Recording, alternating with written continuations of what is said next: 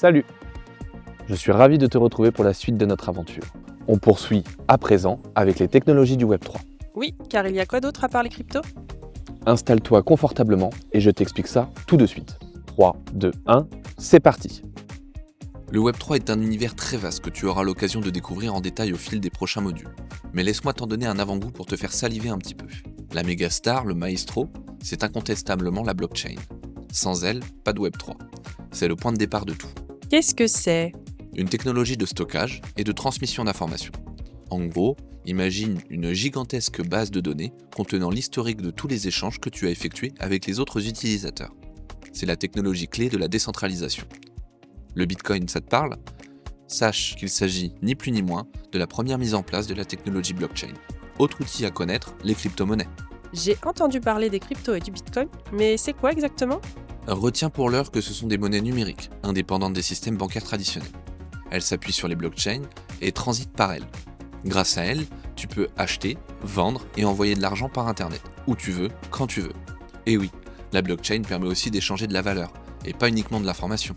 Et tout cela en un temps record, 24 heures sur 24, 365 jours par an. Et à bien plus faible coût que l'infrastructure obsolète des banques. Impressionnant, non? Mais c'est pas du bidon les cryptos? Oui, je sais.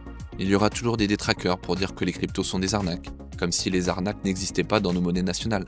Alors je te le dis, ce sont les personnes mal intentionnées à la manœuvre derrière ces arnaques qui sont à blâmer, pas l'outil en lui-même.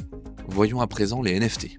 Ah oui, je connais ces pseudo-œuvres d'art numériques qui représentent des singes. Je les trouve plutôt moches entre nous. Et puis c'est incroyable les montants auxquels certains peuvent se vendre. Tu as raison, ça peut donner l'image d'un gadget sans intérêt, je comprends. Et pourtant, les NFT sont bien plus que ça. L'impact que cette technologie aura sur le monde à venir est largement sous-estimé. Laisse-moi t'expliquer. NFT, ça veut dire token non fongible. Ok. Et alors? S'ils sont non fongibles, c'est parce qu'ils sont tous uniques et ne sont pas interchangeables. Les NFT sont un peu comme des cryptos. Ils permettent aussi d'acheter, vendre et échanger de la valeur. Mais si les bitcoins sont par exemple tous identiques, il n'en va pas de même des NFT. Jusque-là, je te suis. Mais en quoi c'est utile? Cette caractéristique fait de chaque NFT un véritable titre de propriété numérique, unique et non falsifiable. Grâce à ça, tu pourras acheter un bien immobilier ou bien une œuvre d'art sans avoir besoin d'être riche comme Crésus, de te déplacer pour explorer le bien sous toutes ses coutures ou d'engager de longues et fastidieuses procédures administratives. Tu pourras tout faire en quelques clics depuis le confort de ton canapé et tu pourras adapter ton achat à ton portefeuille en n'achetant qu'une fraction du bien. On parle bien entendu d'investissement. Si tu veux habiter ton bien ou l'exposer sur le mur de ta salle à manger, difficile d'en acheter qu'un petit morceau. Il est temps de voir la DeFi maintenant. C'est quoi ça encore? DeFi est l'acronyme de finance décentralisée. Je ne sais pas si tu es comme moi, mais les banquiers, c'est pas trop mon trip. Je trouve que ça n'a aucun sens de laisser mon argent entre leurs mains pour qu'ils s'enrichissent sur mon dos, voire même qu'ils m'empêchent d'en disposer quand bon me semble. Tu es d'accord avec moi? Eh bien, sache qu'avec la DeFi, tu vas pouvoir devenir ta propre banque et ton propre banquier.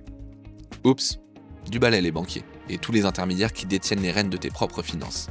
Grâce à la DeFi, tu vas pouvoir retrouver ta souveraineté financière.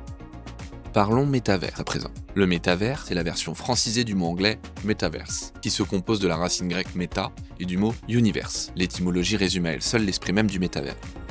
Il s'agit d'un univers qui va au-delà de celui que tu connais. Bientôt, plus besoin de champignons hallucinogènes pour aller explorer des univers qui existent par-delà notre monde physique. C'est tout un univers virtuel en 3D qui sera à ta portée grâce au métavers. Ainsi, tu pourras te mouvoir et interagir avec ton environnement virtuel, les objets qui le composent et avec les autres utilisateurs. Ça me laisse sceptique et ça me fait plutôt froid dans le dos.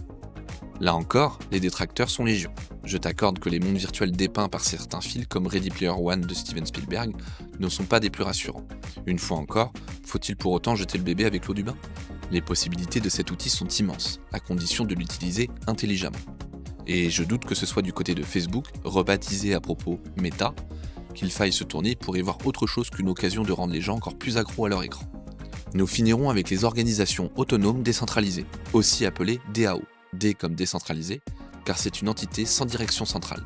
C'est moi le boss si je comprends bien. Oui, le décisionnaire, ce n'est pas un col blanc enfermé dans un bureau, mais c'est toi, moi, chacun d'entre nous, membres d'une même communauté. C'est tous ensemble que nous prenons les décisions et définissons les règles. Cela permettra très bientôt de créer une nouvelle forme d'entreprise où chacun peut jouer un rôle et exprimer sa voix de façon horizontale. Fini le schéma pyramidal, où les dirigeants, au sommet de la pyramide hiérarchique, vivent souvent grassement sur le dos des employés, qui constituent le bas de la pyramide. De nombreuses entreprises de ce type vont voir le jour dans les années à venir. Et des entreprises déjà existantes vont aussi sans doute basculer vers ce mode de fonctionnement. Voilà, une nouvelle étape de notre aventure qui s'achève, bravo à toi.